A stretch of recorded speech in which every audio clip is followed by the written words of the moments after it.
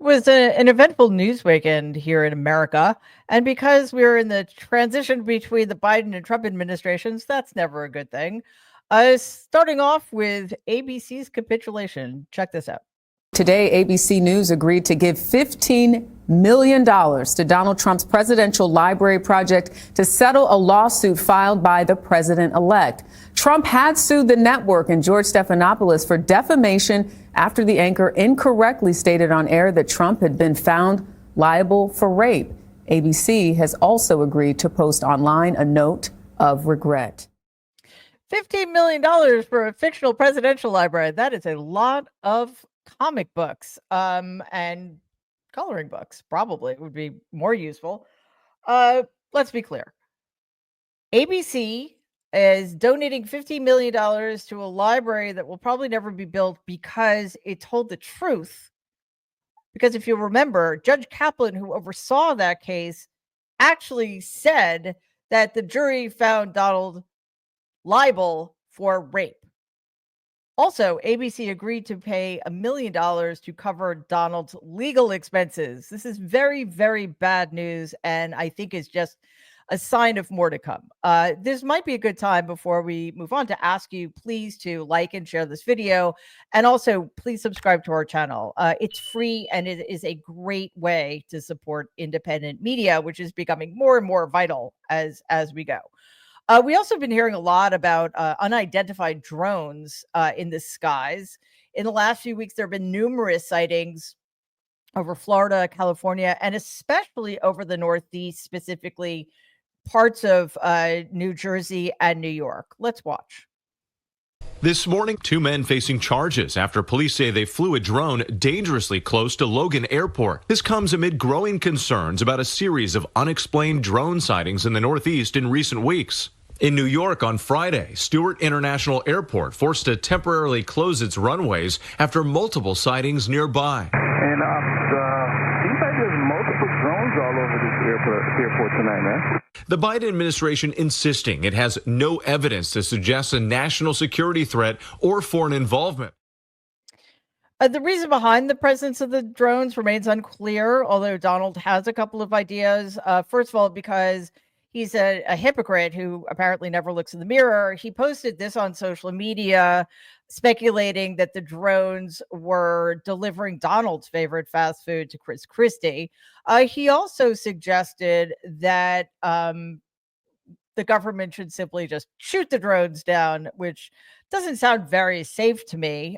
We should probably find out what's going on first. But Donald was not the only Republican who had some wild ideas about what's happening.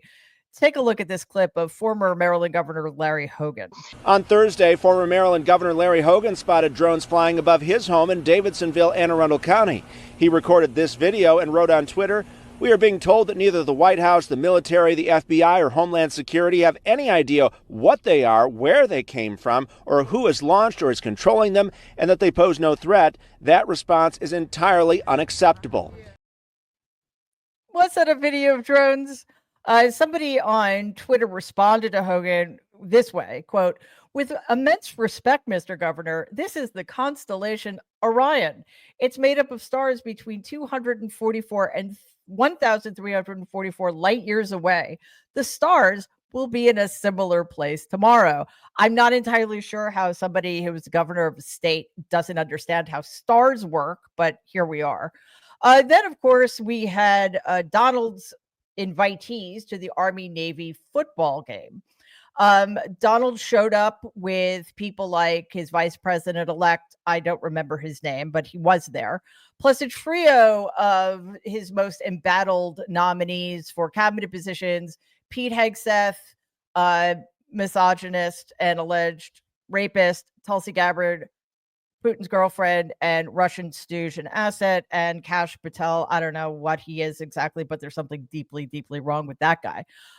Donald also had an entourage of new administration members, including his White House chief of staff, Susie Wiles, National Security Advisor pick Mike Waltz from Florida, House Speaker Mike Johnson, incoming Senate Majority Leader John Thune, Elon Musk, Vivek Ramaswamy, just a who's who of the worst among us.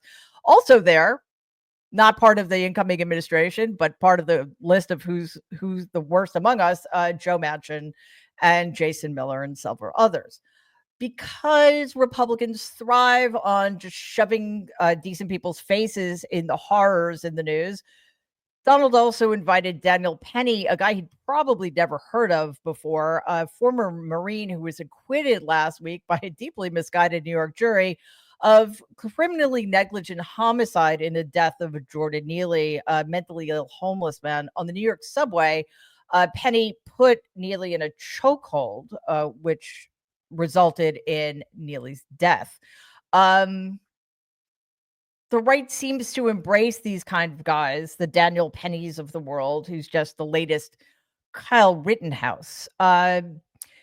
Texas Representative-elect Brandon Gill actually had this to say recently, quote, "I don't know about you all, but I think we need a lot more Daniel Pennys in this country because we have far too many Jordan Neelys." Let's agree to disagree on the first half of that. We don't need any Daniel Pennys at all. As a New Yorker, I will say this to you.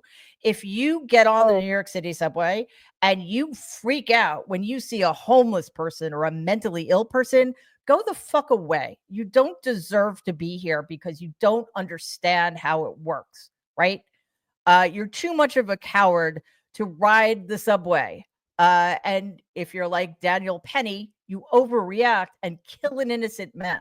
As to the second half of Brandon Gill's statement, obviously, he meant it in a negative, racist way, right? He just thinks there are too many black people on the planet, probably.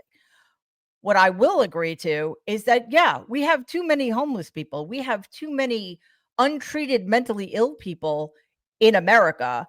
And we would do ourselves a great service if instead of marginalizing such people, mocking them, or like the coward Daniel Penny, being afraid of them, we actually created services to help them. So it's just more of the same, and we will expect more of this as we go. First, it was Kyle Rittenhouse. Now it's Daniel Penny. And if you had any doubt about who Daniel Penny was, all you need to know is that he accepted Donald's invitation to the Army-Navy game, which tells us where his politics lie and where he's coming from. He walked into that subway, saw Jordan Neely, and decided what kind of person Jordan Neely was and acted accordingly. Let's try to do better, okay?